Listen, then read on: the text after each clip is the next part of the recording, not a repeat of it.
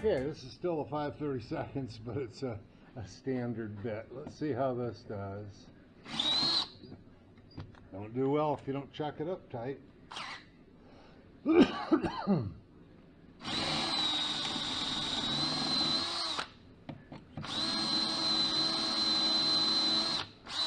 Holy cow, it went up to something hard and stopped.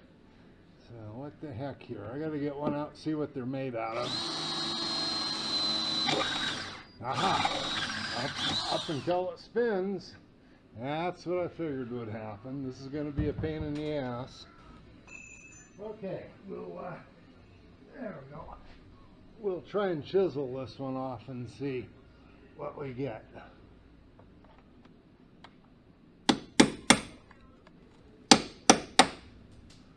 Well, it came right out. If I can punch that up and get it out of there, we'll see what it looks like. So now I gotta go get a punch. I just realized it's so loose I don't even need a punch, really. Didn't think. There, it's out. Let's see if we can fish that out now. Yeah, it's in the frame and it's a square tube. So, guess I'll have to do them all just like that. Or maybe I can just chisel them all off. Maybe it's easy. We'll give that a try. Let's chisel the next one, see what happens.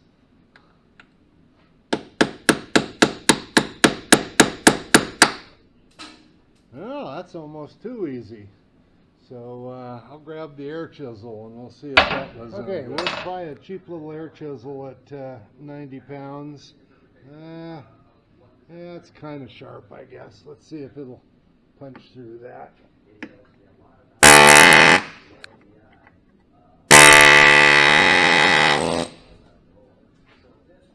Yeah, that works. Let's do a couple of them.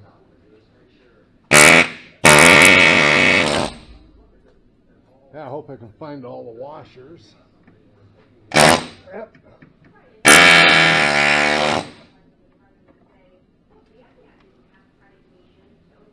Interesting. That'll make quick work out of it.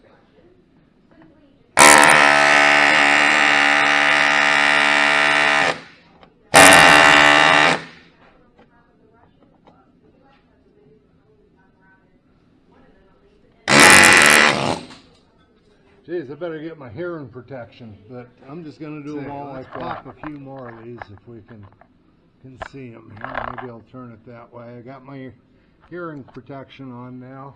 I have no idea if that camera is going to work or not, but let's pop a few more of them off. Okay, well that's what I'm going to do with the whole thing, so let's see if it works. I'm going to turn the camera off now.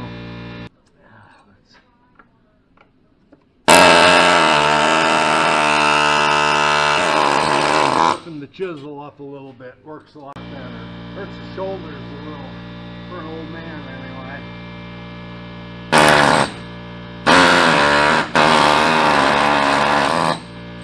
Okay, well I'm just going to keep going. Okay, well I've got all of the bigger rivets out of the center plate. It didn't take too long. I'm going to recommend the air chisel. That worked really slick even though it's a really cheap air chisel. Anyway, I'm kind of surprised with these smaller rivets that hold, I don't know if you call those rocker panels or whatever they are, but these panels up here, I got to pop all these smaller rivets off too. I kind of didn't expect that, but that's the way it goes, so we'll work on that a bit. You know, since there's no washers under these rivets, I think what I'll do, I'll try drilling them out at least partially and then taking the hand chisel to it. I don't want to booger up the plastic under them.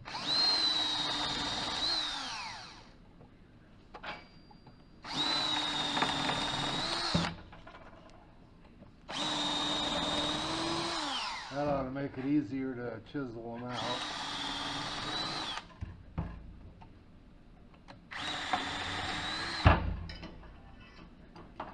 There's a couple of bolts back here too I'll have to address. But now Let's see, I got a chisel here somewhere. That's just a little chisel. I didn't want to get the great big one out. Let's see what happens when we try and knock that out now.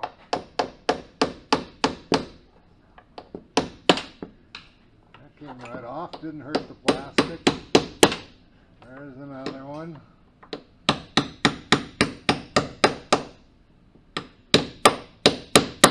There's another one. And another.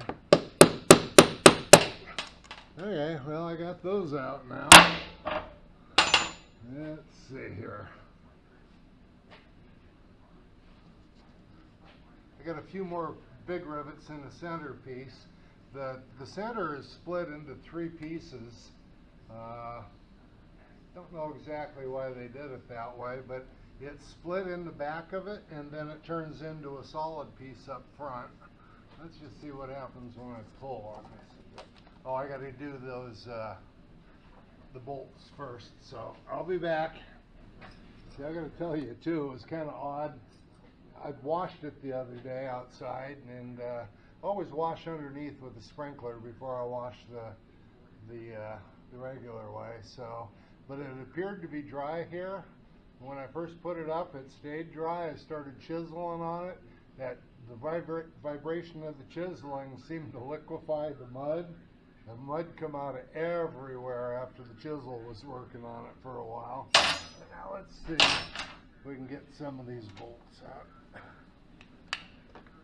There we go. There's one. I think so. It's just one on each side. And make sure we don't lose those.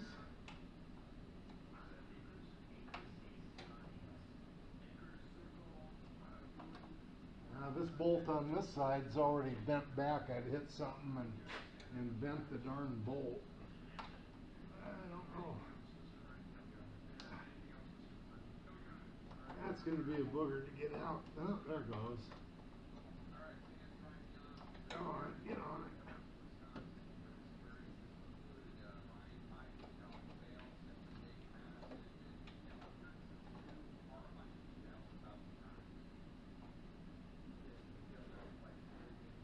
Yeah, the bolt's not.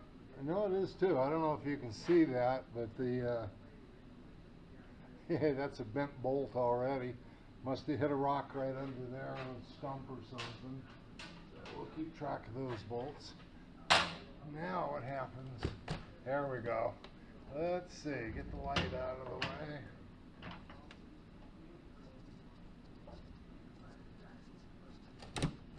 Ah. Ah. Yeah, it's a muddy mess. Let's see, let's grab the camera. What the heck? Why in the world, or what in the world? Have no idea. That might be a mouse trying to make a nest there. Occasionally I get mice in the shop here, but that's what it looks like underneath as I start to pull this thing apart. And yeah, I'm definitely going to take it out, pressure wash the underside when I'm get them all off here. Okay, I'm going to work some more on it. 1, 2.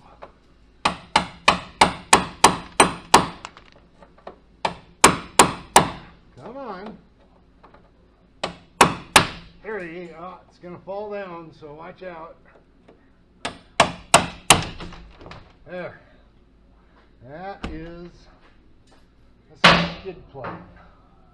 Let's have a look here.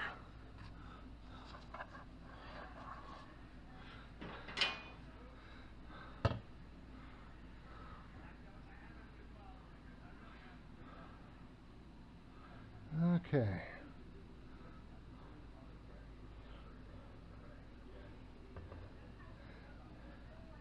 Yeah, that wasn't too bad, but I wonder if there's any zerks in the carrier bearing or anything, but it's not too nasty, but it sure needs to be cleaned up anyway. Okay, bye. Okay, I took it off and took it outside, hosed it off. You probably can't see it real well because it's so black. And I don't know how well this camera does black, but there's the hole that I punched in it the last time. It's got a good crack right in here.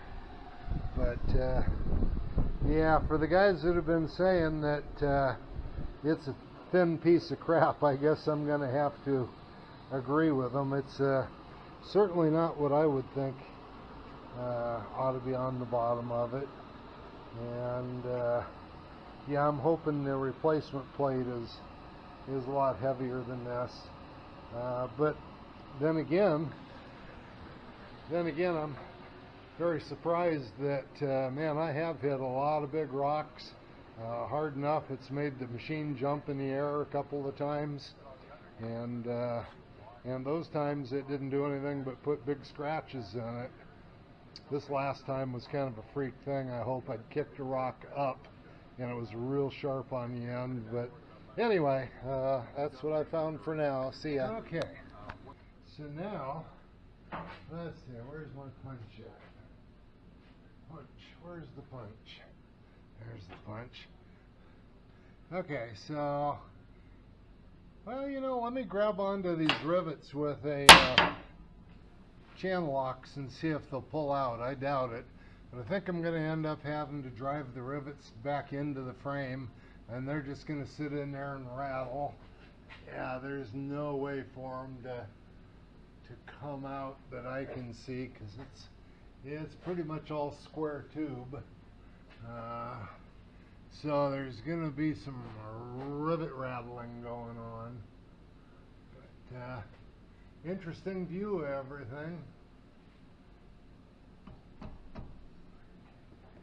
Everything feels tight driveline wise.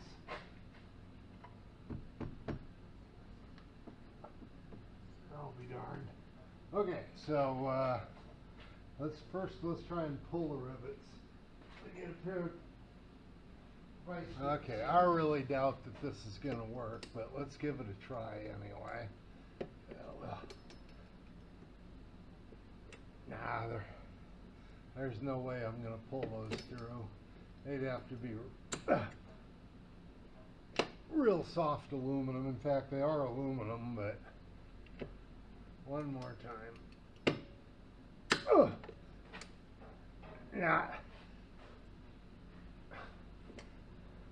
You're not going to get those. Just isn't going to happen.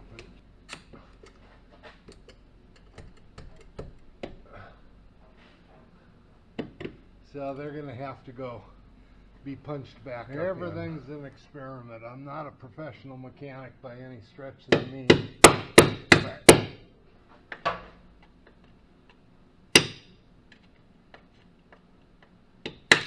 There's one.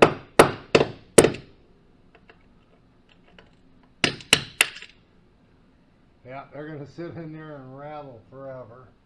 But that's all right, whatever it takes. Well, that's interesting. There's several different sizes of rivets in here. So anyway, I'm going to work on that now. Try and get all the rivets poked back up through. See ya. Okay, I'm working on the rear plate right now. And I kind of thought there was supposed to be 3 plastic plates, but the front plate here is steel. I don't have much light on that, I'm sorry. That's steel, so I'm not sure I'm going to get a plate to replace that. And then of course you have the whole main center plate. And I assume they call this the rear plate because this is a steel plate back here too over the differential.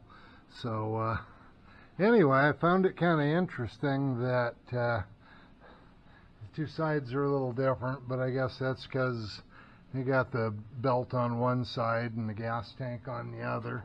But to finish getting it off, in fact, I think I wore out my air chisel. I had to chisel a lot of these off by hand.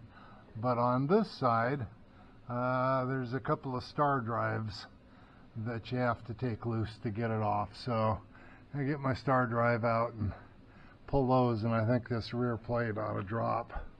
But there's the bottom. Well, I hope I never have to pull this drive line out, because it's I don't know, looks like a bugger to me. I'm not sure how in the world you get it uncoupled, but anyway, yeah, it looks kind of like a pinch connection of some sort on the front. But yeah, that'll be a booger if I ever have to pull that out. So, okay, well, let's see if we can get the rest of this thing off. There. So that's everything that's plastic. That's pretty nasty with mud too. I'll take that outside and hose it off. So, okay, here's one of the features I really like about this lift. It's pretty cool.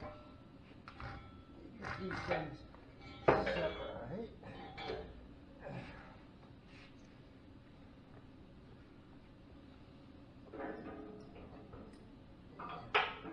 Put these pins through, lock them down.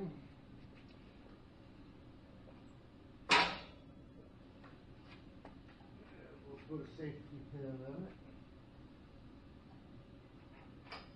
There we go. Now I'm going to point all the casters the direction I want to roll it. And now check this out. As I let it down,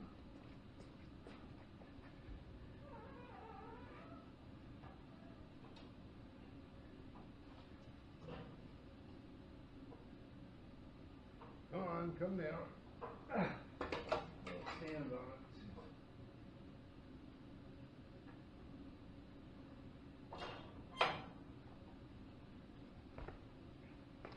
Okay, it's lifted off the ground now.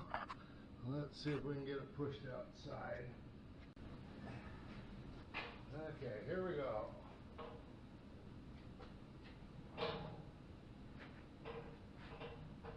Just push it right here.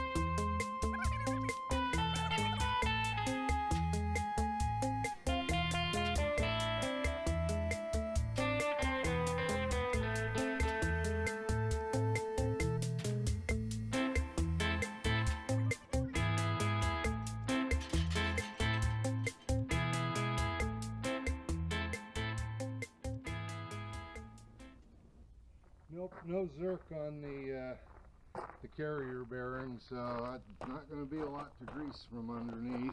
I'm going to turn it off while I get, I think I'll turn it off while I get my pressure washer out. I put a hose in the garage this morning to thaw it out. It's like 25 degrees.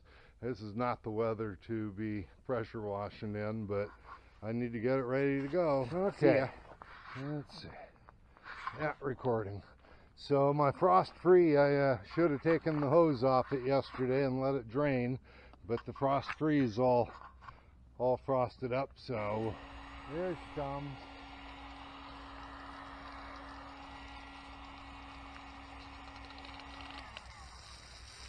Okay, let's see if we can make this puppy go.